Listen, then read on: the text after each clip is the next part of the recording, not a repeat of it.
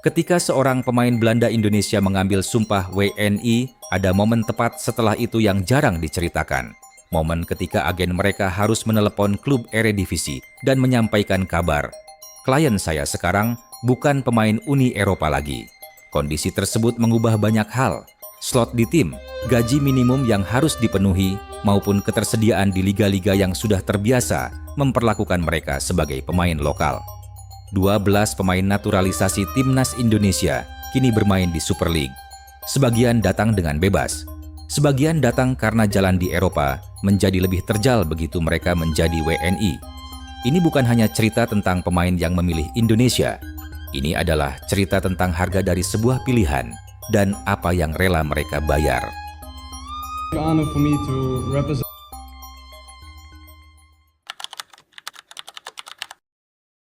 Di Belanda, regulasi ketenagakerjaan sepak bola memiliki pembedaan yang sangat jelas antara pemain Uni Eropa dan non-Uni Eropa.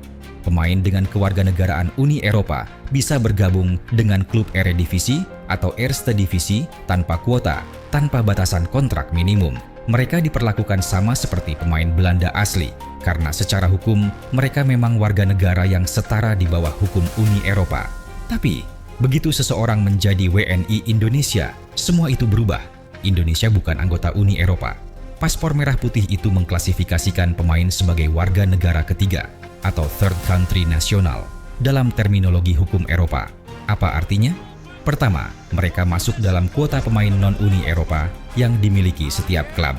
Di banyak liga Eropa, kuota ini terbatas. Klub yang sudah penuh kuotanya mungkin tidak bisa mempertahankan pemain yang statusnya berubah, meski pemain itu sudah lama bermain di sana. Kedua, ada ketentuan gaji minimum yang berbeda.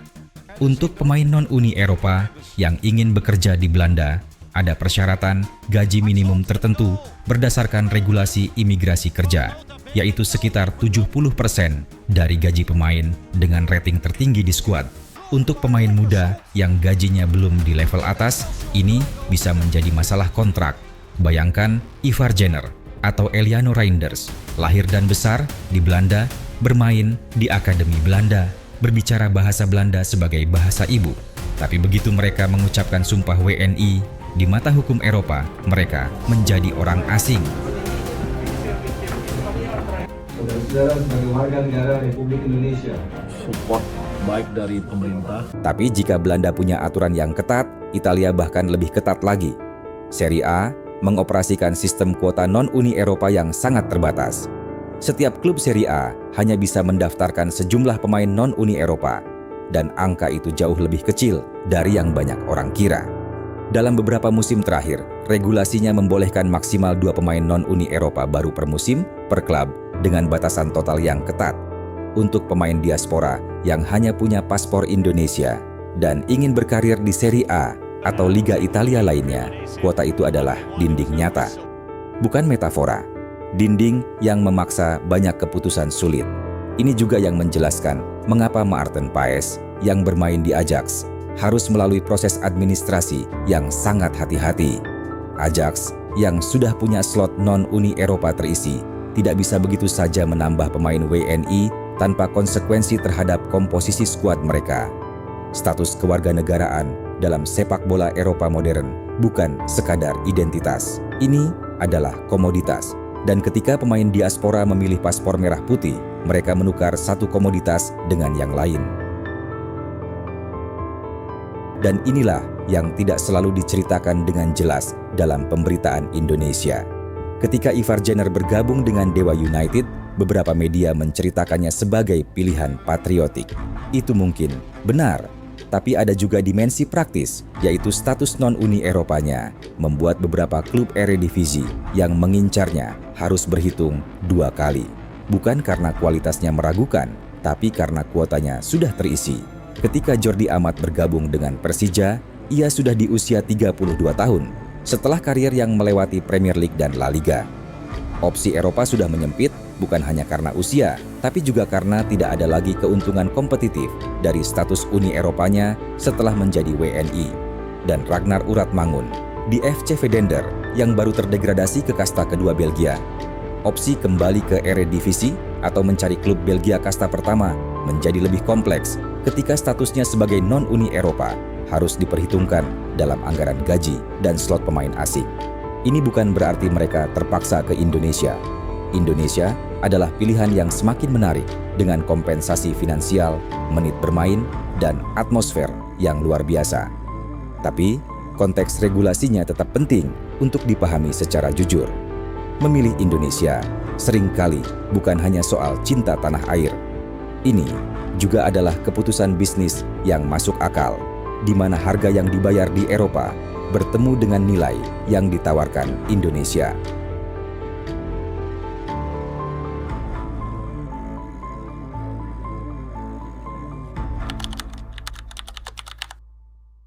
Persib Bandung membangun koleksi pemain diaspora paling komprehensif di Super League. Tom Hai datang musim lalu dari Almere City dan langsung menjadi pemain kunci. Usia 31, berpengalaman, tahu cara bermain di sistem tekanan tinggi. Status non-Uni Eropanya di Belanda tidak menghalangi Persib yang justru memanfaatkan situasi itu untuk mendatangkan pemain yang selama ini hanya bermain di Eerste Divisie. Eliano Reinders datang dari PSC Zwolle, adik kandung Tijani. 33 penampilan, konsisten, kontribusi nyata. Namanya tidak akan terkenal di Belanda sebesar di Indonesia, di mana ia jadi bintang. Dion Marks, bek muda, datang di paruh musim dengan kontrak 2,5 tahun. Sandy Walsh, yang sebelumnya di Buriram United Thailand, bergabung untuk musim 2026-2027. Dan kini Ragnar Uratmangun, 28 tahun, kontrak 3 tahun hingga 2029.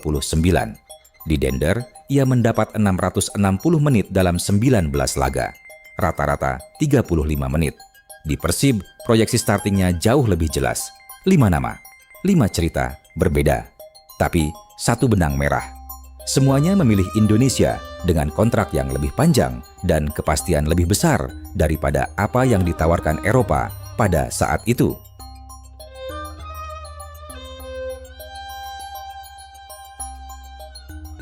Persija mengambil pendekatan yang sedikit berbeda dari Persib. Jordi Amat, 32 tahun, adalah pemain yang sudah melewati puncak karier Eropanya. Tapi kelas dan pengalaman yang dibawa ex-Swansea City ini memberi Persija kepemimpinan di lini belakang yang sulit didapat dari sumber manapun. Shane Patinama datang dari Buriram United, bukan langsung dari Eropa. Ia sudah dalam fase adaptasi Asia sebelum memilih Indonesia. Mauro Zylstra, striker muda dari Volendam, adalah investasi jangka panjang. Dan Cyrus Margono, kiper berdarah Indonesia-Iran dari Kosovo, mengisi kebutuhan sangat spesifik di bawah Mistar Persija. Sementara Dewa United mengambil profil berbeda lagi. Ivar Jenner, gelandang muda dengan stamina tinggi yang di timnas menjadi mesin pressing. Dan Rafael Struijk, striker berdarah Indonesia-Suriname yang datang dari Brisbane Roar, Australia. Jens Raven, yang bergabung dengan Bali United dari FC Dordrecht, Belanda, melengkapi gambaran betapa beragamnya profil pemain yang memilih Super League.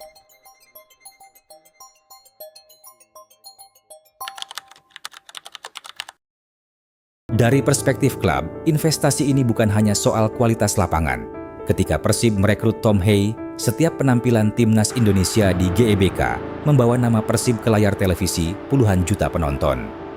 Ketika Ragnar mencetak gol bagi Indonesia, cuplikan itu beredar dengan logo Persib di latar belakang ingatan fans. Ini adalah pemasaran yang tidak bisa dibeli dengan biaya iklan biasa.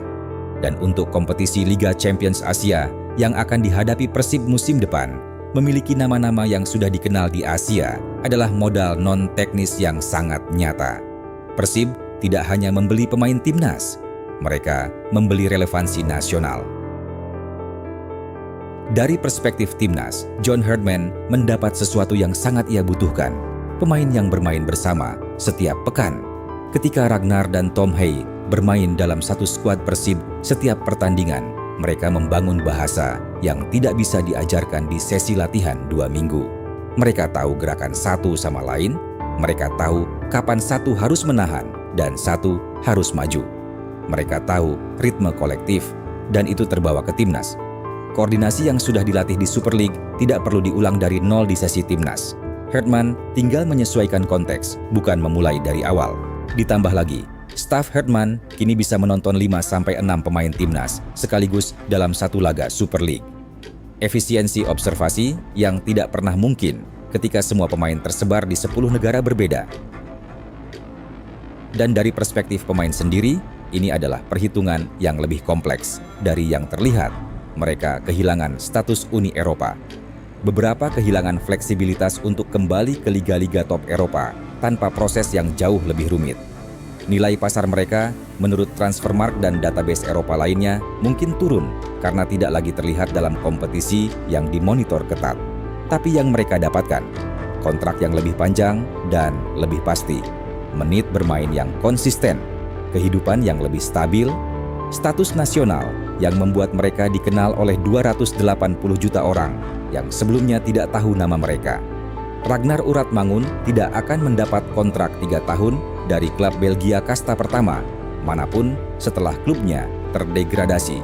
Di Indonesia, ia mendapat kontrak 3 tahun dari juara bertahan Super League yang akan main di Liga Champions Asia. Bagi beberapa orang, ini adalah pengorbanan. Bagi yang lain, ini adalah upgrade. Dan perbedaan perspektif itu bergantung pada dari mana kamu melihatnya. Piala AFF Juli 2026 dan Piala Asia Januari 2027 di Arab Saudi, tergabung di grup F bersama Jepang, Qatar, Thailand. Dari 12 pemain diaspora yang kini di Super League, berapa yang akan dipanggil Herdman? Berapa yang akan menjadi starter? Dalam skenario optimistis, Tom Hay dan beberapa pemain Persib lain bermain bersama di Super League setiap pekan, membangun koneksi yang langsung terbawa ke timnas. Sandy Walsh sudah hafal atmosfer Liga di Asia Tenggara. Ivar Jenner tahu persis bagaimana pemain lokal Indonesia membangun serangan. Dalam skenario yang lebih hati-hati, level kompetisi Super League meski terus meningkat, belum setara dengan kecepatan dan intensitas tim seperti Jepang atau Qatar. Pemain yang bermain di Super League mungkin mendapat menit lebih banyak, tapi apakah kualitas tekanan yang mereka hadapi setiap pekan setara dengan yang akan mereka hadapi di Piala Asia? Ini adalah pertanyaan yang tidak ada jawaban pasti sebelum turnamen digelar. Yang bisa kita analisis adalah komposisi skuad dan tren yang terlihat. Herdman sudah melakukan ini sebelumnya di Kanada, membangun chemistry kolektif yang melebihi jumlah bintang individu. Jika ia bisa mereplikasi itu di Indonesia, 12 pemain diaspora di Super League bukan beban, tapi fondasi. Apa yang sesungguhnya terjadi ketika 12 pemain memilih Super League? Sebagian datang karena cinta tanah air. Benar adanya. Tidak perlu diragukan. Sebagian datang karena status non-Uni Eropa membuat jalan ke liga-liga Eropa menjadi lebih terjal daripada jalan ke Indonesia. Juga benar adanya. Dan tidak mengurangi kontribusi mereka. Sebagian datang karena uang dan kepastian kontrak yang tidak lagi bisa dijamin oleh klub-klub Eropa yang mulai menghitung kuota dan regulasi ketat. Juga benar. Dan sebagian datang karena 280 juta orang yang menyambut mereka dengan cara yang tidak pernah mereka rasakan dimanapun sebelumnya. Ini juga benar dan mungkin yang paling sering disepelekan. 12 pemain, 12 cerita yang berbeda. Tapi semuanya berujung di Super League Indonesia, di lapangan yang sama, di liga yang 3 tahun lalu, tidak ada yang perkirakan akan memiliki pemain-pemain seperti ini. Fenomena ini belum selesai. Super League musim 2026 sampai 2027 baru akan dimulai. Dan jika semuanya berjalan sesuai rencana, Piala AFF Juli akan menjadi pertama kalinya kita melihat wujud nyata dari investasi panjang ini.